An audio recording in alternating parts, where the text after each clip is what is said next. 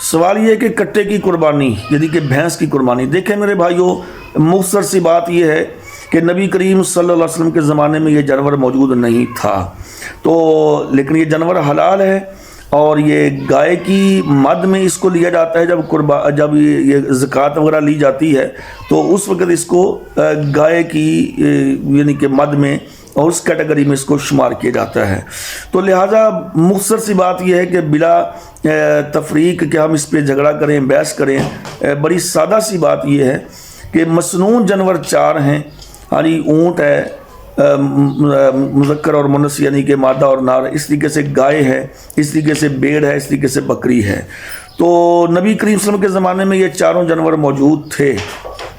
तो हमें कोशिश करनी चाहिए कि हम इन्हीं जानवरों की कुर्बानी करें, लेकिन अगर हमें ये 4 मसनून जानवर नहीं मिल रहे तो हम कट्टे की यानी कि भैंस की कुर्बानी कर सकते हैं, इसमें कोई किसी किस्म की कबाहत नहीं है।